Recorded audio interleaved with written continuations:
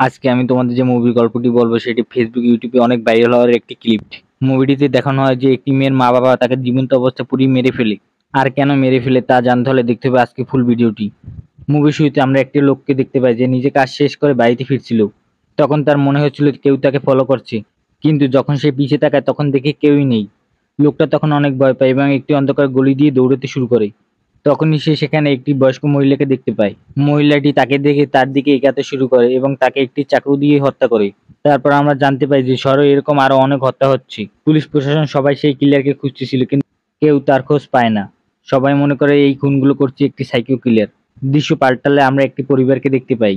যেই পরিবারে একটি মেয়ে ছিল যার নাম গৌরী। গৌরী হঠাৎ ঘুম থেকে জেগে ওঠে এবং আয়নার কাছে এসে তার চেহারা দেখতে থাকে। এরপর সে তার আবার বিছানায় গিয়ে ঘুমিয়ে পড়ে। এরপর দৃশ্য পাল্টালে আমরা দুজন পুলিশ অফিসারকে দেখতে পাই। তারা তাদের কাজ শেষ করে বাড়িতে ফিরছিল। এমন সময় তাদের মনে হয় কেউ তাদের পিছু করছে। তারা যখন বাইক থামিয়ে পিছনে দেখে তখন দেখতে পায় কি এখানে কেউ নেই। এরপর তারা একটা ফাঁকা জায়গাতে এসে গাড়ি থামায়। এরপর তারা ওখানে কয়েকজন বাচ্চাকে দেখতে পায় এবং তাদের মধ্যে থেকে যখন একজনকে কাছে ডাকি তখন বাচ্চাটা তাদের কাছে আসে। তারা খেয়াল করে বাচ্চাটা তার পিছনে কি একটি যেন লুকিয়ে রেখেছে। পুলিশটা বাচ্চাটিকে প্রশ্ন করে যে তোমার হাতের পিছনে কি লুকিয়ে রেখেছো। তখনই বাচ্চাটি পুলিশের মাথায় আঘাত করে নিচে ফেলে দেয়। দ্বিতীয় পুলিশটি যখন তাকে সাহায্য করতে যায় তখন কেউ একজন পিছন থেকে এসে তাকেও আঘাত করে এবং তাকে মেরে ফেলে দেয়। দৃশ্যপট পাল্টালে আমরা একটি পরিবারকে দেখতে পাই। এটাই সেই মেয়েটি পরিবার যে মাঝরাতে হঠাৎ ঘুম থেকে জেগে ওঠে। তারা পুরো বাড়ি জুড়ে একটি ভয়ঙ্কর আওয়াজ শুনতে পায়।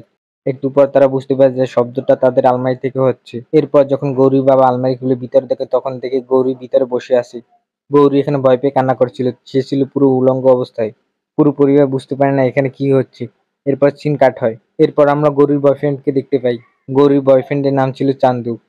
চান্দু একদিন গৌরীকে নদীর পাশে নিয়ে আসে। এখানে তারা একসাথে সময় কাটায়। চান্দু গৌরীকে পানিতে নামতে বলে, কিন্তু গৌরী যখন পানিতে নামে তখন সে এখানে অনেক হাত দেখতে পায়, যেই হাতগুলো আস্তে আস্তে গৌরীর দিকে আসছিল। গৌরী এগুলো দেখে অনেক ভয় পেয়ে যায়, কিন্তু অবাক করার বিষয় হলো এই হাতগুলো চান্দু দেখতে পাচ্ছিল না। একটু পর আমরা বুঝতে পারি যে গৌরীর এটা কল্পনা ছিল। গৌরী সবসময় এরকম কিছু কল্পনা করে ভয় পায়। এরপর রাত হয়। গৌরী ঘুম থেকে উঠে আবার আয়নার সামনে এসে পাগলের মতন আচরণ করতে থাকে। গৌরী পরিবার বুঝতে পারে যে গৌরীর একটা বড় কোনো সমস্যা আছে। গৌরীর বাবা গৌরীকে ডাক্তারের কাছে নিয়ে আসে, কিন্তু ডাক্তার তার শুধু নার্সকেই দেখে যাচ্ছিল। গৌরীর বাবার কথা সে ইগনোর করে। নার্সটিও ডাক্তারকে অনেকভাবে সিডিউস করার চেষ্টা করেছিল। এরপর যখন তারা বাসায় ফিরছিল তখন একটা সাধু গৌরীকে ভয় পেয়ে দেখতে পায় যে এখানকার সবকিছু উল্টো ঘুরছে। এরপর তার বাবা তাকে ঝাঁকুনি দিয়ে তার হুঁশ ফিরায়।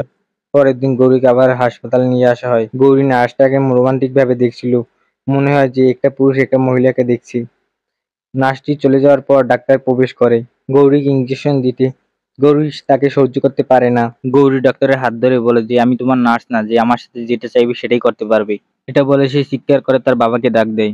তারপর তার বাবাকে বলে এই ডাক্তার আমার সাথে খারাপ কিছু করার চেষ্টা করেছে। গৌরীর বাবা ডাক্তারকে মারতে থাকে এবং এরপর তার মেয়েকে নিয়ে ওইখান থেকে চলে যায়। সেদিনের পর থেকে গৌরীর ব্যবহার একেবারে পরিবর্তন হয়।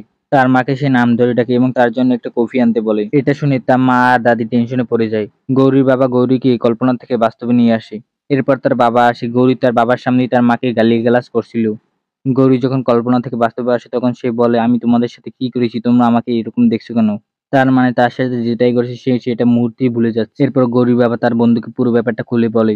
তার বন্ধু বলে যে তোমার মেয়ের শরীরে মনে হয় একটা ভূত আছে। হঠাৎ করে সেখানে গৌরী চলে আসে। গৌরী বলে তোর সম্পর্কে আমি সবকিছু বলতে পারবো। তুই প্রতিদিন রাতে কল্পনা করে আমাকে গিটে বাজাস। লোকটা বুঝতে পারছিল না যে গৌরী এই ব্যাপারে তার সম্পর্কে কিরকম জানলো। গৌরী বলে তার বাড়িতে বসে এই সবকিছু দেখেছে। গৌরীর বাবা গৌরীকে বারবার থামানোর চেষ্টা করে, কিন্তু গৌরী তার বাবাকে ইগনোর করে। এরপর গৌরী যখন তার গায়ে হাত তুলবে তখন তার বাবা তাকে কল্পনা থেকে বাস্তবে নিয়ে আসে। পরের দিন তার বাবা তাকে একটা তান্ত্রিক কাছে নিয়ে আসে। তান্ত্রিক গৌরীকে জিজ্ঞেস করে তোমার নাম কি। গৌরী বলে আমার নাম গৌরী। তান্ত্রিক বলে আমি তোমাকে জিজ্ঞেস করিনি, আমি তোমার ভিতরে আত্মাকে জিজ্ঞেস করছি যে তোর নাম কি। তুই কেন এই মেয়েটার শরীরে ঢুকেছিস। গৌরী যখন চুপচাপ থাকে তখন তান্ত্রিক রাগ হয়ে গৌরীকে মারতে থাকে। গৌরীকে মারতে দেখে তার বাবা তান্ত্রিককে থামানোর চেষ্টা করে। তান্ত্রিক গৌরী বাবাকে বারবার বোঝানোর চেষ্টা করে, কিন্তু রাও তার কথা না শুনে গৌরীকে নিয়ে চলে যায়। অপরদিকে আমরা গৌরীর বাবার বন্ধুকে দেখতে পাই, যে কিনা বাসে করে তার গ্রামের বাড়ি যাচ্ছিল। তখন তার মনে হয় কেউ যেন তার পিছন থেকে ডাকছে। যখন সে পিছনে থাকে তখন সে কাউকে দেখতে পায় না। এরকম অনেকবার হতে থাকে। লোকটা তখন ভয় পেয়ে গাড়ি থামাতে বলে। এরপর সে যখন পিছনে তাকায় তখন দেখতে পায় বাসের সকল লোক তার দিকে ভয়ঙ্করভাবে তাকিয়ে আছে। এরপর একটা বাচ্চা ছেলে তার কাছে আসে এবং তাকে গলা টিপে হত্যা করে। অপরদিকে আমরা চান্দুকে দেখতে পাই, যে লাইভে ক্রিকেট খেলা দেখছিল। হঠাৎ করে সকল লাইটগুলো অফ হয়ে যায়। সে খুঁজতে থাকে আসল প্রবলেমটা কোথায়। তখন তার সাথে অনেক আজব আজব ঘটনা ঘটতে থাকে। তার মনে হতে থাকে কেউ তার নাম ধরে ডাকতেছে। সে যখন পিছনে দেখে তখন দেখতে পায় সেখানে কেউই নেই। এরপর সে একজন কাপড়ে ঢাকা মানুষকে দেখতে পায়। চান্দু যখন কাপড়টা সরিয়ে ফেলে তখন দেখতে পায় সেখানে কেউ নেই। সে অনেক ভয় পায়।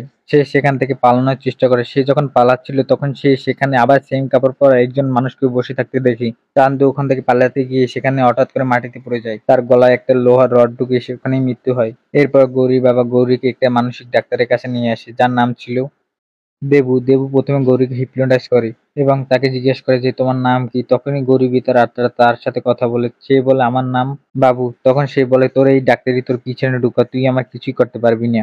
এরপর দেবু একটু ভয় পায়।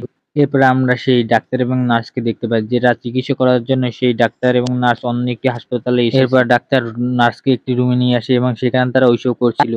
মেয়েটা কাজ শেষ করার পর যখন সে ফ্রেশ হতে যায় তখন সে পিছন থেকে একটা শব্দ শুনতে পায়। তখন তার ফেজের রিয়াকশন পাল্টে যায়। এদিকে ডক্টর কিছু একটা খুঁজছিল। তখন সে মেয়েটা ডক্টরের কাছে আসে এবং ডক্টরকে আবার সিরিয়াস করার চেষ্টা করে। তারপরে একজন আরেকজনকে জড়িয়ে ধরে। এরপর মেয়েটা ডাক্তারের পিছে কিছু একটা ঢুকিয়ে দেয়। এরপর যখন আমরা ক্যামেরা দেখতে পাই তখন আমরা দেখতে পাই ডাক্তারও মেয়েটার পিছে কিছু একটা ঢুকিয়ে দিয়েছে। মানে এরা দুজন না চাইতো একজন আরেকজনকে হত্যা করে ফেলে। এরপর রাও যখন এই নিউজটা খবরে দেখেন তখন সে অবাক হয়ে যায়। এরপর গৌরী বাইরে আসে এবং সে বলে আমি তাদেরকে একজনকে আরেকজনের মাধ্যমে হত্যা করিয়েছি। শুধু এটুকুই নয়, আমাদের শহরে যে কয়টা হত্যা হয়েছে সবগুলোই আমি করিয়েছি। গৌরীর বাবা প্রকাশকে বলে শহরে যে একটার পর একটা খুন হচ্ছে সেই খুনগুলো কে করছে সেগুলো আমি বলতে পারি। প্রকাশ তাকে পাগল মনে করে তাকে থানা থেকে বের করে দেয়।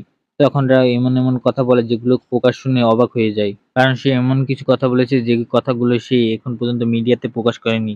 এরপর প্রকাশ রাওয়ের সাথে তার বাড়িতে আসে। প্রকাশ যখন বাড়িতে আসে তখন দেখতে পায় গৌরী তার দিকে ভয়ঙ্করভাবে তাকিয়ে আছে। তখন গৌরী ছেলেদের বয়সে কথা বলে। প্রকাশ যখন তার বয়স শুনতে পায় তখন সে তাকে চিনে ফেলে, কারণ সে অনেক আগে এই সাইকো কিলারটিকে এনকাউন্টার করে মেরে ফেলেছে। এরপর আমরা দেবুকে দেখতে পাই যে তার মায়ের সাথে দেখা করতে এসেছে। তার মা অনেক অসুস্থ ছিল। এরপর দেবুর মা বলে আমি মরতে চাই না, তুমি আমাকে কোনোভাবে বাঁচিয়ে নাও। তখন দেবুর কাছে রাওয়ের কল আসে। সে দেবুকে নিজের বাসায় ডাকে। তারপর দেবু তার বাসায় গিয়ে গৌরীর হাত চেক করে। এরপর গৌরী দেবুকে এই কথাগুলোই বলে যে এই কথাগুলো দেবুর মা দেবুকে বলেছে। দেবু এই কথাগুলো শুনে অনেক ভয় পেয়ে যায়, কারণ গৌরী ওই কথাগুলো দেবুর মায়ের আওয়াজেই বলেছে। তারপর দেবু ঘর থেকে বের হয়ে যায়। একটু পর তাকে হাসপাতাল থেকে কল দেয় এবং বলে তার মা আর বেঁচে নেই। অন্যদিকে প্রকাশ কমিশনারের কাছে গিয়ে গৌরীর ব্যাপারে কথা বলে। কমিশনারকে বলে আমি একটা মেয়ের ব্যাপারে জানি যার মধ্যে বাবু নামে একটা ছেলের আত্মা বসবাস করে।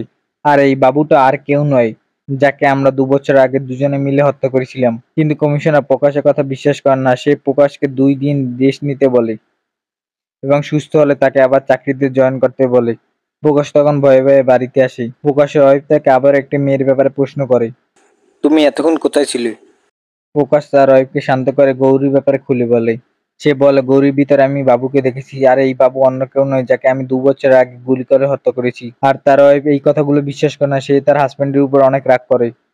তাকে জিজ্ঞেস করে তুমি কার সাথে সম্পর্ক আছে। প্রকাশ রাগ করে তার বউকে গলা টিপে হত্যা করে। তারপর আমরা বুঝতে পারি যে প্রকাশের ভিতরে বাহাদুর আত্মা ভর করেছে।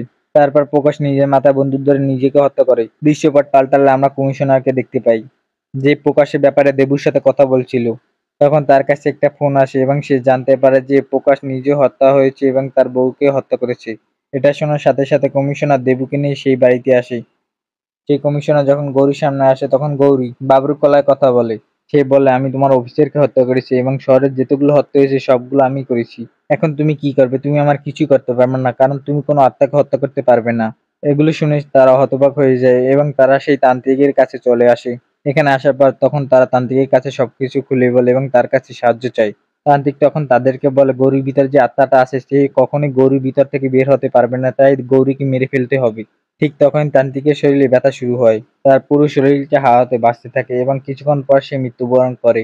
সবাই অনেক ভয় পায় এবং তখন তারা ওইখান থেকে বাসায় ফিরছিল।